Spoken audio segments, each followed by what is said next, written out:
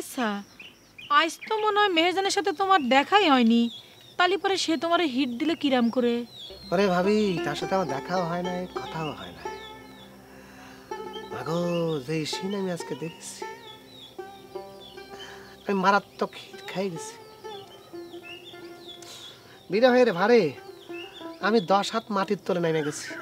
তুমি ইরাম কি সিন দেখতে পারো আমি তো বুঝতে পারতেছি না।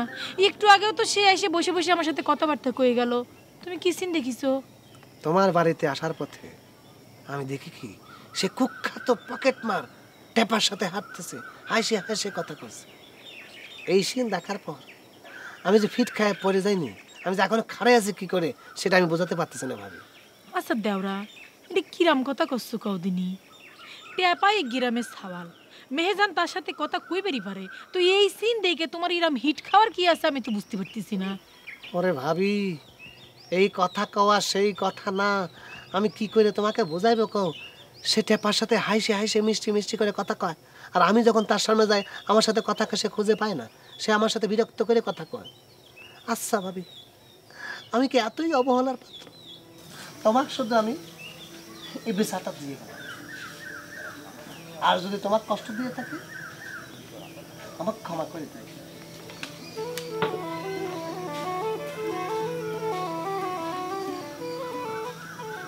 মেহেরজানের সাথে টেপার কথা হোক, কথা হলো শেষ হয়নি, বাকি রয়েছে। টেপা আমাকে কয়েছে, কি কয়েছে? টেপা আমাকে কয়েছে সে নাকি আমার বুকে পকেট মারি রেখেছে।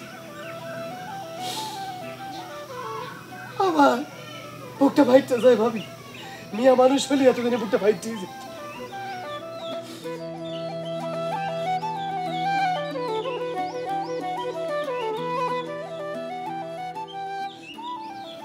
ওরে খোদা, এ কি নাসর বান্দার পাল্লায় পড়িছি রে। একবার চিন্তা করে দেখি, মানুষ এরকম নিশ্চয় হতে পারে?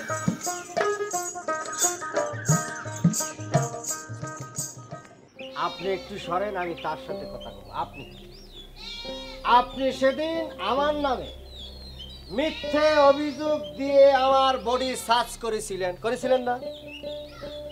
তালিপরে আপনার নামে আমি মানহানি কেস না দিয়ে কি ভুল করেছি? মানহানি আবার কিসে সেটাই তো বুঝতে পারছি না। পকেট মারির মানহানি কোত্থেকে আসে? আপনি দয়া করে চুপ থাকেন, আপনার কেস পরে হবে। আপনার নামে তো ডাকাতি কেস হবে। আপনি দলবল নিয়ে রঘুদার বাড়িতে ডাকাতি করতে আইছেন। তুই কি আমাকেও ডাকাতের কাছে ফালাচ্ছ নাকি রে টাপা? তুমি আর কোনো কথাই কও না, কোনো ধরনের কথা কও না হাসি ভাই। তোমার সামনে এরকম একটা অন্যায় হয়ে যাচ্ছে আর তুমি নির্লিপ্ত দাঁড়িয়ে সেটা সাপোর্ট দিয়ে যাচ্ছ। সাপোর্ট দিবে না কিসের জন্য? অন্যায়ের বিরুদ্ধে সকলেই সাপোর্ট দিবে। অন্যায়? কিটা অন্যায় করেছি? অন্যায় তো আপনি করেছেন। এক অন্যায় করে আপনার চাকরি গিয়েছে, এখনো আপনি বেআইনি কাম করে যাচ্ছেন। এখন যদি এই অন্যায়ের জন্য সকলের ধৈরে হাত পা ভাঙে টাঙে থানায় দিয়ে দেয় তখন কি হবে? নি হ্যাঁ ভাই, আমি কিন্তু এত কিছু জানতাম না ভাই। আমি খবর পাইছিলাম টাকা সহ পকেট মার ধরা পড়েছে, তাই আমি আসিছি ভাই। ওরা ঠিক খবরই তো পাইছো, টাকা তো বাইর করা হচ্ছে। 100 টাকার নোট কম করে হলো 10টা আমি দেখেছি। যা বাড়ি করে নিয়ে আসো। স্যার, আমার কাছে তো কোনো 100 টাকা নোট ছিল না স্যার। কি কর তুমি? আমি তো রঘু সেনের বউর কাছে কম করে হলো চকচকা 100 টাকার নোট 10-12টা দেখেছি। আপনি তাহলে যে টাকা দেখেছেন সেটা তাহলে আমার টাকা না স্যার। আমার কাছে তো কোনো 100 টাকার নোট ছিলই না, এমনকি কোনো চকচকা নোটও ছিল না। এখন কি করবো দারোগা সাহেব কান্ত? এই যে আপনি কতদিন যাবত আমাদের যে হেনস্থা করতেছেন, বাড়ির উপর আইসে গ্রামের সকলের সামনে রঘুদা আর বৌদি খিতাবি করলেন, এর বিচার কি হবে? এ হাসু ভাই, বিচারটা কি করা যায় সেটা কত? আরে আমি তো আগে সে কথা কইছিলাম, দারোগা সাহেব তো কিছুতেই শুনলো না। শুনবি কিসের জন্য? তার তো জেরা তেরো ভাবে অমুকশিলে হেনস্থা করাই হচ্ছে কাজ। অমুকশিল তার 12 ভাতে ছাই দিছে না। স্যার যাইগে যাওয়া বড় হয়ে গেছে, এখন আমরা তাহলে বাড়ি যাই। না, যাই বলে তো যাওয়া যায় না, কখনো যাওয়া যায় না। রঘুদার বৌদির বাড়ির উপর আইসা লোকজনের সামনে যেইভাবে অপমান করা হলো, তার জন্য ক্ষমা না চায় কেউ এক পাও নড়বা পারবো না। হ্যাঁ, টেপা টেপা এসব বাদ দিয়ে সব ভুলে যা দারোগা সাহেব, সব ভুলে যান। চলেন আমরা যাই যাই। কষ্ট তুমি হ্যাঁ আমি করছি। ওকে যাও যাও যাও, ক্ষমা মহৎ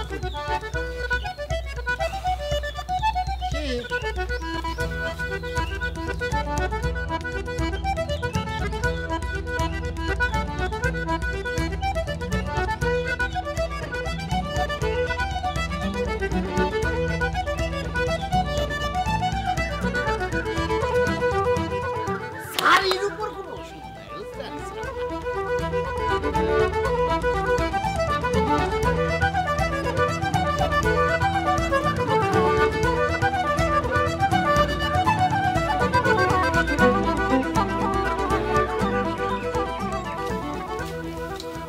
আপনি যদি নোটের কথাটা আমার কাছে বলতেন তাহলে এত কিছু হয় না স্যার। একদম কোনো কথা কাবরা করে দিলাম, কোনো কথা হবি না।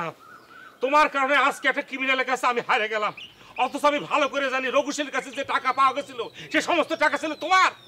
এটা কেমন কথা করছেন দারোগা সাহেব? যার টাকা সে তো নিজে সাক্ষী দিল। ওরে বাবারে বুঝি না মনে করেছো? হ্যাঁ, ও মিথ্যে সাক্ষী দিয়েছে। এটা আপনি কেমন কথা করছেন? আর নিজের টাকা নিয়ে মিথ্যে সাক্ষী দিবে কেন? বোঝারা কিসের জন্য? জানের ভাই মিথ্যে কথা কয়েছে। যে লোক মনে করে যে অস্বীকার করে ঠাস করে আমার কয়ে বসে যে আমি আপনার মাথা টুল দিয়ে বাইরে গিলো বাইর করে ফেলবো, সেই ভয় নিরীহ একটা মানুষ বলে ফেলেছে যে আমি দেখিনি, এ টাকা আমার না, সেটা তো করতেই পারে না। এটা কি স্বাভাবিক না? এই মেয়ে সত্যি করে বলো তো, তুমি ভয় পাওনি? ভয় মিথ্যে সাক্ষী দাওনি? ভয় যে একটু পাইনি তাও না, তবে স্যার আমি নোটের ব্যাপারে মিথ্যে কথা কইনি স্যার। এই মেয়ে তালিবারে তুমি আমার দিয়ে এত কাজ করলে কিসের জন্য? হ্যাঁ, তোমার কারণে আমি একটা পকেট মারের কাছে হাইরে চলে আসলাম। এখন তো মনে হচ্ছে তোমার চালান করে দেওয়া উচিত। চালান আপনি কিভাবে দিবেন দারোগা সাহেব? আপনি তো নিজেই সাসপেন্ড। কথা সাসপেন্ড না করলে হয় না? আমি তো বুঝবার পেরেছি। তাহলে তোমরা সকলেই এক, সকলেই তোমরা ক্রিমিনালের পক্ষে। তোমাকে সঙ্গে হাঁটাও যাবে না, চলাও যাবে না, কেউ আমার সঙ্গে আসবে না।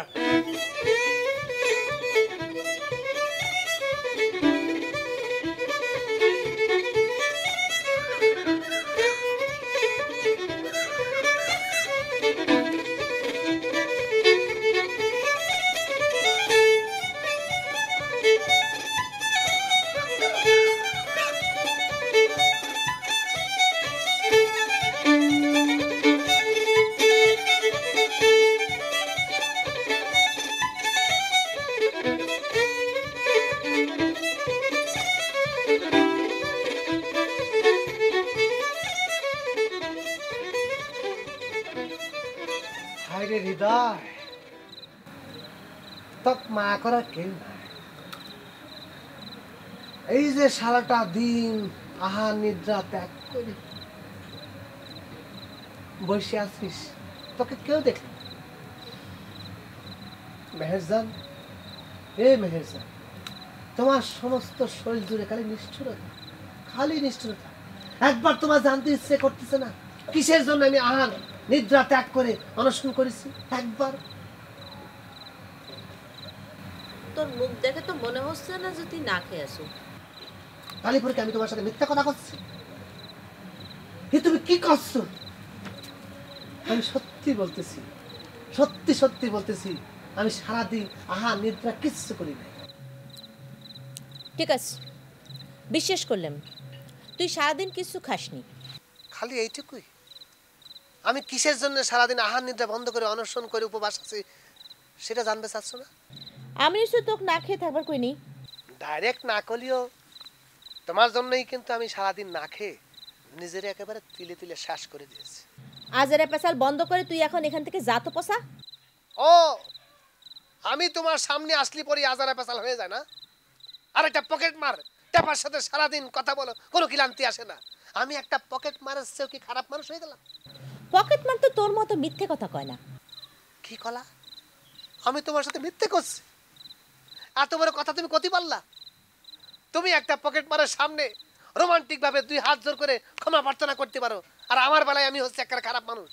শোনে, আমিও তো হাত জোর করে ক্ষমা চাচ্ছি। তুই এখন এখান থেকে যা তো পোষা, তা না হলি পরে তোর অত্যাচারে সকাল হলি আমি এখান থেকে চলে যাব। ওরে না, ওরে না মেহেরজান না, সেটা কোনো রকম ভাবেই সম্ভব না। আমি যদি তোমার পথের কাটা হয়ে থাকি তাহলে পরে আমি চিরজীবনের জন্য তোমার থেকে দূরে চলে যাব। কিন্তু তুমি গ্রাম ছেড়েছি, তারপর আমার খারাপ লাগে। আমি না হয় তোমার সামনে আর কোনোদিন আসবো না, কিন্তু দূর থেকে তো একবার নয়ন ভরে মুখ ধুয়ে তোমাকে দেখতে পাবো, তাই না? আর গান গাবো, আমি দূর হতে তোমারে দেখেছি, আর মুখ ধুয়ে চোখে চেয়ে থেকেছি, মাঝে কিনে কিনে ঋণে ঝিনে তোমারে চিনে চিনে মনে মনে কত ছবি এঁকেছি।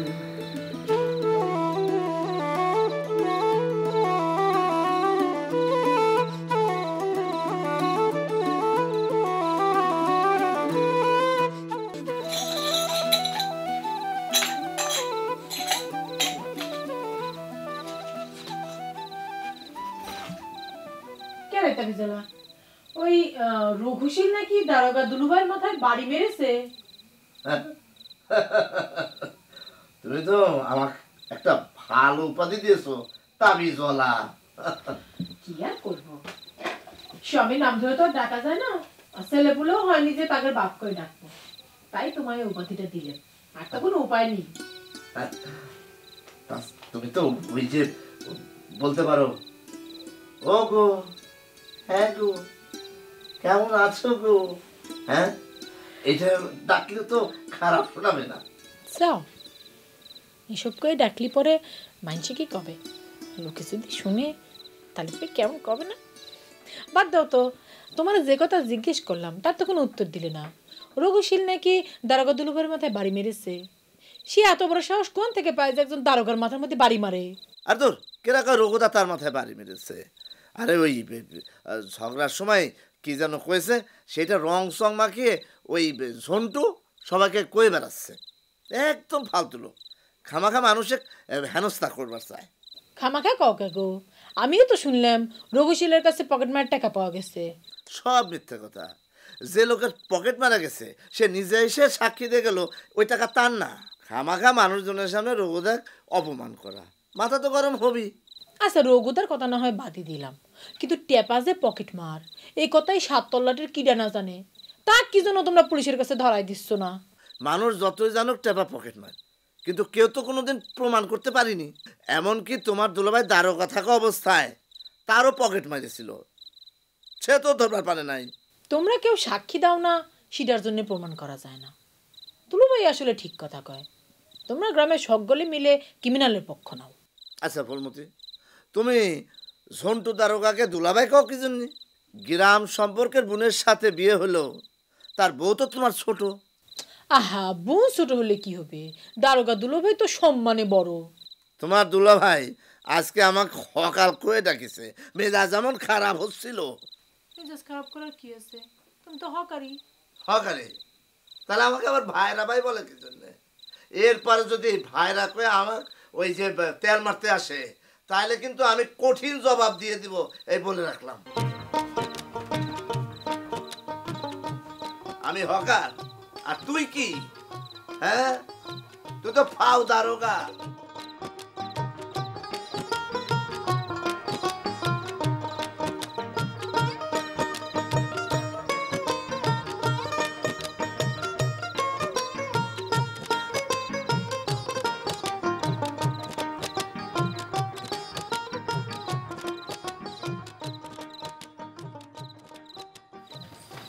আবার বসে বসে নায়িকার ছবি দেখতেছো, তাই না?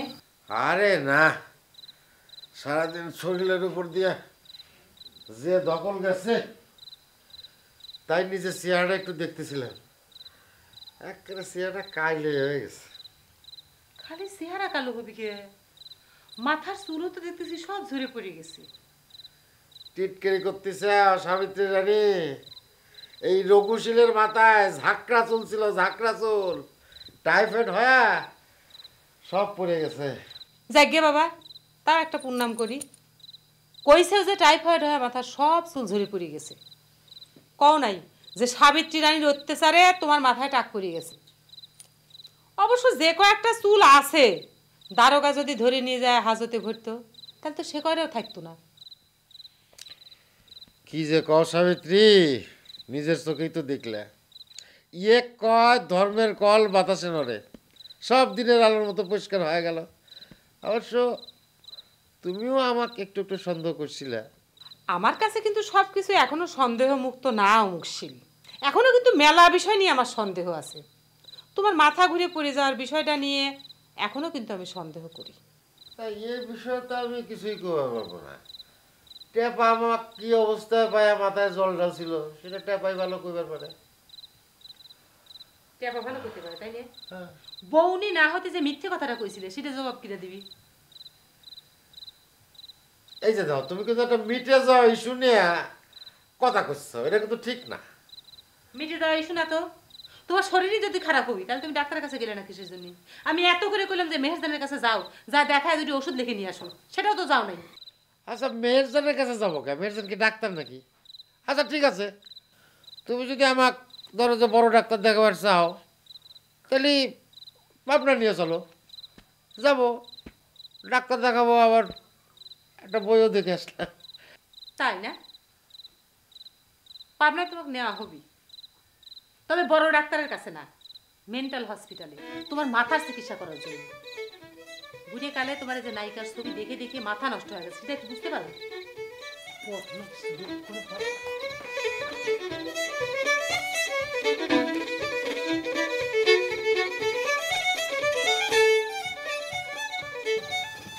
সারাদিন শরীরের উপর যে ভকল গেছে আর পারি না রে।